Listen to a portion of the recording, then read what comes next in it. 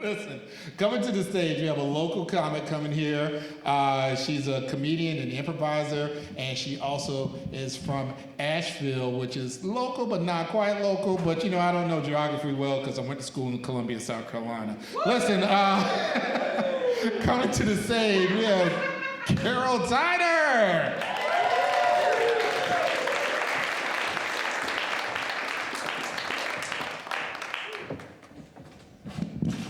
Hello, friends.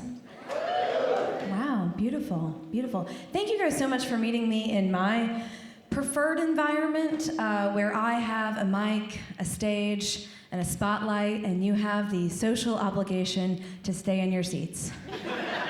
Thank you, that means so much. My name is Carol Tyner. I am 34 years old. I am not married and I don't have children, so yeah, thank you. Wow. In the South, that actually makes me a 67-year-old corpse bride. The number of times I have been told that I have so much life ahead of me, while simultaneously being looked at like a grocery store that just lost power. Like, your milk is going to expire. Your eggs need to be frozen. Yeah. I do have a boyfriend. Thank you for asking. Yes. Please tell my mom.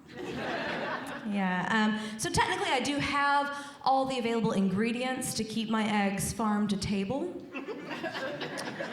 But I do have an IUD in place, so my Easy Bake Oven is unplugged.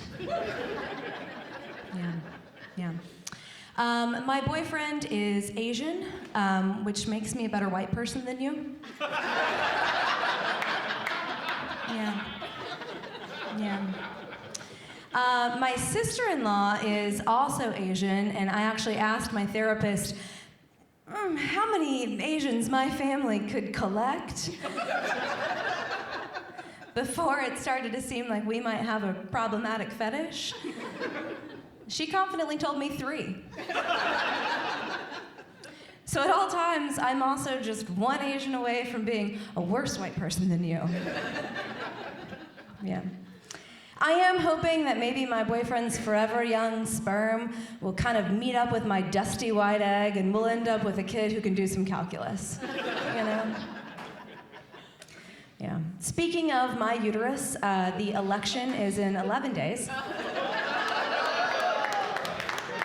Yeah. Yeah. I always notice, and you know, for whatever reason, they always want to talk about our Constitution, you know, as if it is important or matters. But every election cycle, there's just so much conversation around it. And I don't know if you know this, I found this out recently, horrified, shocked, appalled. James Madison was 18 years old at the time of the signing of the Declaration of Independence. Did you guys know that? Yeah, me either. Okay, because I don't know who I was expecting in my founding father, you know, but it wasn't a high school senior. You know, I was expecting, like, at least like Danny Tanner from Full House, you know him? Yeah, but like with wooden teeth or something, you know? Or like Uncle Phil from Full House, but like in a cute little petticoat. Or like, I would take Peter Griffith, like, riding in on horseback, you know, over an 18-year-old. Because when I was 18, I was trying to decide if I needed to go get Plan B because a guy got cum on his hand and then touched my underwear.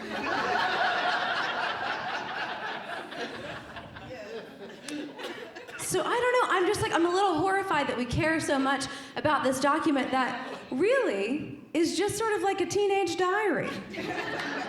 You know? And we have all these Supreme Court justices who are just supposed to like look at it and care and, you know, tell us how to live our lives based off of James Madison's little fuckboy novel, you know? I don't know. I have questions. And lastly, do you think that Nicolas Cage would have like worked that hard to steal it had he known that it was just a teen manifesto? I don't think he would. I don't think he would. You guys seem lovely, and I've already shared so much about my uterus. And so I think I can be honest with you guys. After college, a little bit more about me, I actually entered a recovery program. Very brave, I know. And this recovery program was pretty popular at the time. You might have heard of it, maybe not. It's the FBRP, which is the Frat Boy Recovery Program. Yeah. I was a Vineyard Vines junkie. Absolutely loved it. But I needed a break. And so I entered this program. It was an intensive program. And that's where you actually go from dating exclusively Southern men with questionable dating records. And you begin immediately and exclusively dating only Northern dudes with 2 full tattoo sleeves and a chain. Are you familiar with their chain? Yeah. Maybe some of you have a chain. Maybe you are a Northern dude with a chain. It's usually like a cross or like a pendant with a saint on it or something, like St. Patrick or St. Michael or St. Tom Brady.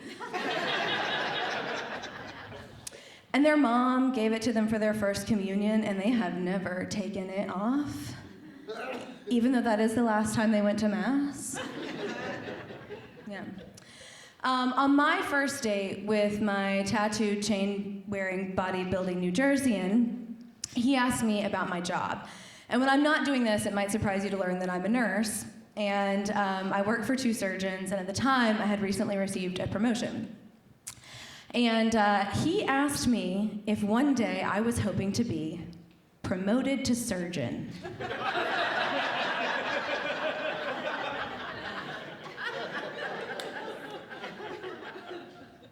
Concerned, I offered him an analogy I thought he might understand. And I said, hey, listen, imagine you're on a flight, right?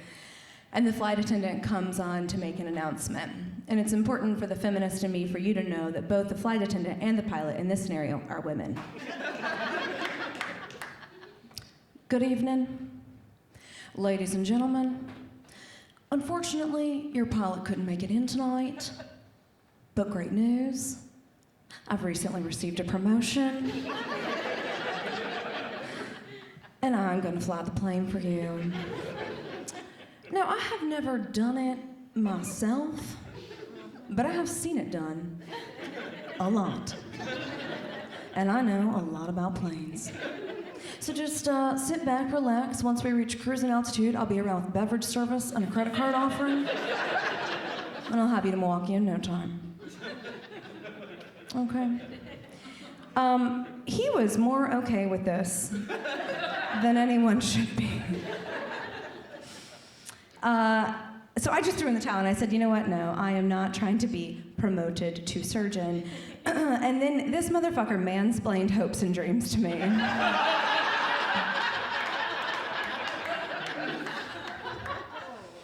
I dated him longer than I should have. Yeah. But ultimately, I got really tired of waking up very early in the morning to drive extremely far away to get the good bagels, and pretending to give a shit about hockey, and having every episode of Joe Rogan explained to me at nauseating detail. But yeah, you get it, you know, you understand. But mainly for me, guys, I'll tell you, the thing that really did it for me is I just got really tired of getting hit in the face with St. Patrick.